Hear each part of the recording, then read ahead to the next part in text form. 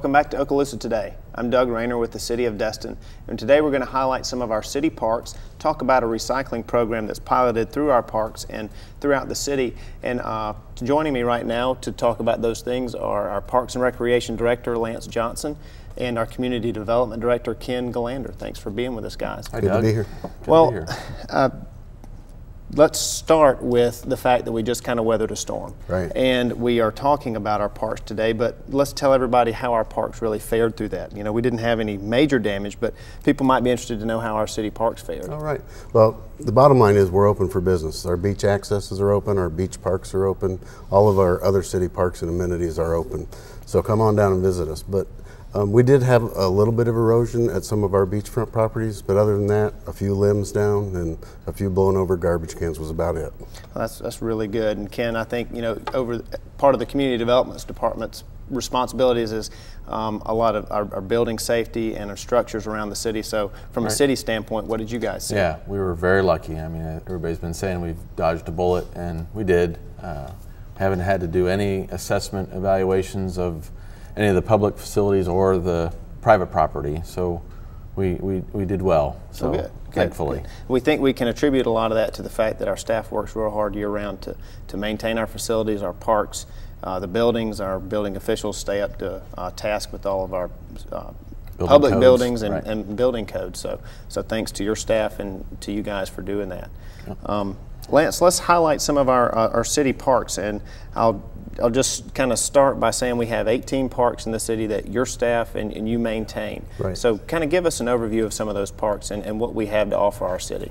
Well, we've got all kinds of parks, from neighborhood parks to regional parks to our beachfront parks. We've also got sports complexes. We've got 2 of those. So our biggest sports complex is called Morgan Sports Center. We host large-scale tournaments there: softball, football, ultimate frisbee, and soon to be soccer and lacrosse. That's right.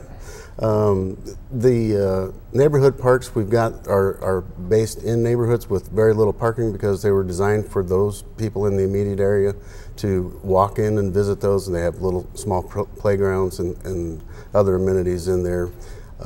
We've got Clement Taylor Park, my personal favorite park, which is on the bay. It's a beautiful, beautiful park. It used to be the site of the original Destin Elementary, and if you've never been there to watch a sunset, I would highly recommend that everyone take the time to go down there and do that. Right. That's actually one of our key focal points of the city. A lot of the photos we use for the city are from Clement Taylor, because it sits right there. It looks over Crab Island and looks almost due west, so you do see that sun coming down. Sure do. Our parks are a very, very important part of our city, not just for recreation, but it adds an element that allows us to get businesses to come in. Ken, from a community development standpoint, how important are our parks? Exactly right, Doug. And what Lance was saying, we've got right now 18 great parks, you know, with the addition of Noriega Point has been added. We've acquired that from the county, and so that's coming into fruition. There's going to be some planning efforts to improve upon that area, to make the public infrastructure a higher priority there for visitors and residents to use. And coming up in our comprehensive plan update, we're going to be working over that with the City Council over the next several months. And a component of that comprehensive plan is parks. And what are we going to be doing over the next 10 to 15 years to enhance what we have? What are the wants and needs of the community about parks? You know, conversations, visioning sessions the council has had. They've talked about skate parks, tennis facility, improving upon that. And there are some levels of service that need to be provided. A certain number of, you know, how many tennis courts do you have per 1,000 population, and soccer fields and basketball courts. So the public, there's a planning effort to ensure that that quality of life is maintained, and when businesses come in or when development come in, they want to know, so what's your plan for the quality of life of our employees that are coming in? So we really try and strive to make that important. And Lance's group, they do a great job of maintaining what we have and making sure it's top notch, which I think everybody needs to come out and enjoy it when they can. Good. Well, that's exactly right. You mentioned something, quality of life, that's resonates through our city and through our staff all the time. What can we do to enhance the quality of life in Destin?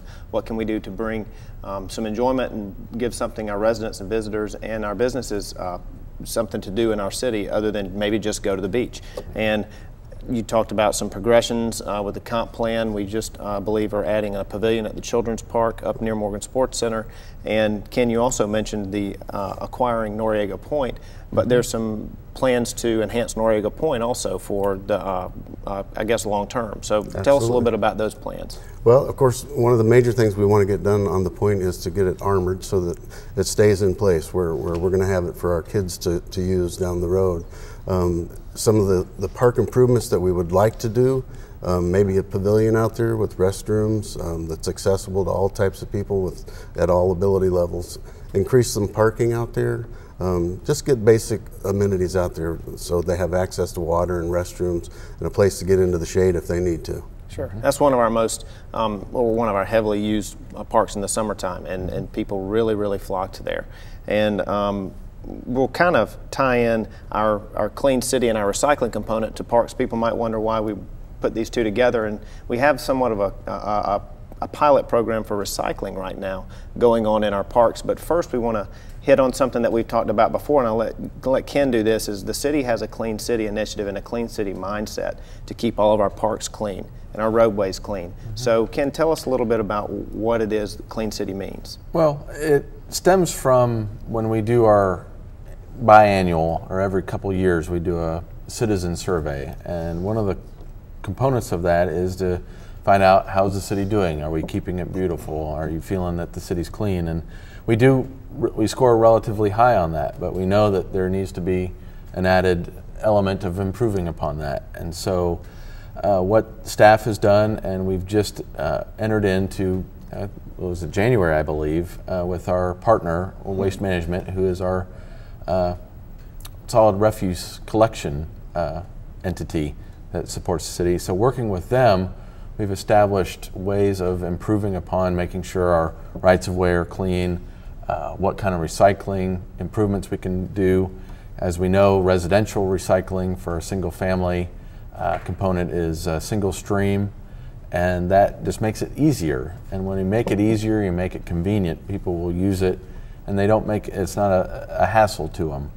Another component of that was the institution of how we can, I have code enforcement that works in my department, and a lot of their concerns is the illegal dumping that's gone on, and so that's been a critical issue to resolve, and how can we do that? And with our new procedures that we've improved with ensuring that everybody is in the mandatory garbage collection, our code enforcement has seen a significant reduction in illegal dumping and bulk trash problems and things like that. So we're seeing the results of this quality improvement, and part of the Clean Cities, we would have never concentrated on that if we hadn't made that initiative a priority.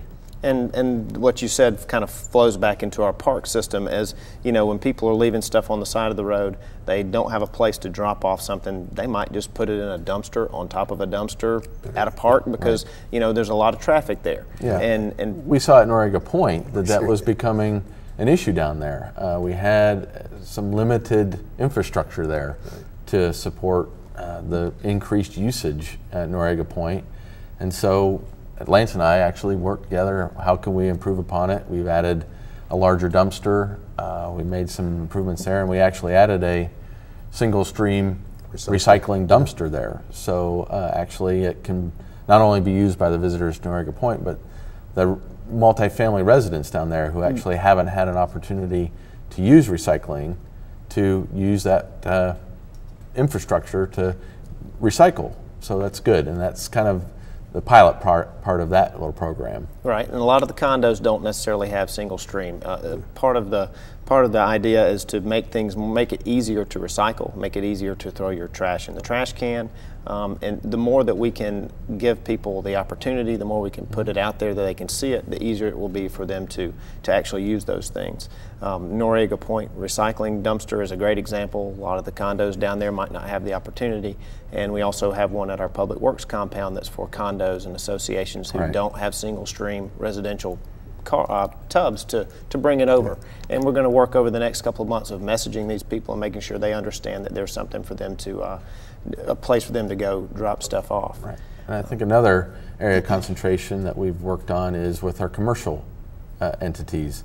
How can we figure out how they can be responsible and what they can do to recycle, because they generate quite a bit of that recyclable material, and we've heard their interest in it, but how can we make it infrastructure and just make it convenient for them? So, and that improves, it doesn't overflow into our waterways and into our parks and areas where it could just be illegally dumped. And speaking of our waterways, Lance, your department maintains our beautiful, beautiful new boardwalk. We sure do. And something that the city has done to allow for more access to garbage and more access to recycling and some more awareness is put some solar compactors. That's part of a recycling pilot program. Tell us a little bit about what's on our boardwalk. Well, right now, aside from our 15 regular garbage cans, we've got 2 of the solar compactors down there on a pilot program, and what they do is one side of them collects garbage and compacts it, the other side collects recyclables and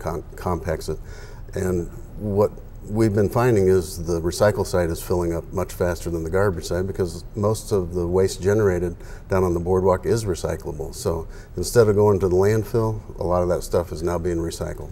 And that's important for a lot of reasons. One, we want to be a clean, green community, something that we're going to work with our partner Waste Management on here pretty soon to message out and work through some things. But we also, the state of Florida has a 75% goal, and that is that 75% of all waste should be recycled by the year 2020. Right. I'm not really sure where the county is, but the city of Destin, I think, based on what we've seen, has a long way to go to get to that point. And adding recyclable containers at parks and adding dumpsters out and just a lot of strong messaging will help that.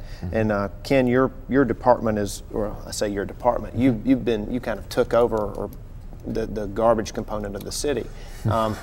Tell us about the forward progress we're going to make with recycling and how we're going to message this out to our folks.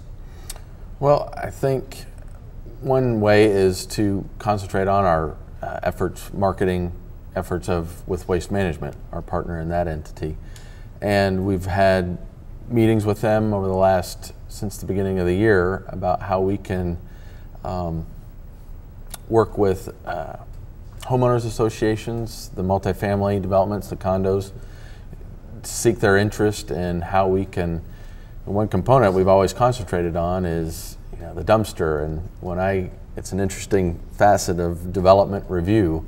The last thing they think about is, oh yeah, our dumpster, and they have to understand where to put it. Make room for it. Make room for it. And now we're saying, well, now how about a recycling dumpster? And you're adding that other component to it, so it's a mindset change, but it's to help them understand that it's sustainability, it's that buzzword that's out there, and how we can keep our city green. And Doug, you're our public information officer, manager, and you do a great job about helping us how we can get that information out to the public. So just utilizing all those avenues to help communicate it during the development review process and our website and all those kind of things is the way that I think we need to help initiate or keep this initiative going. And one thing that we might do in the near future is institute some kind of green rewards program. That's through our Clean City initiative with our partner Waste Management, and we'll understand better in the next few months through our parks pilot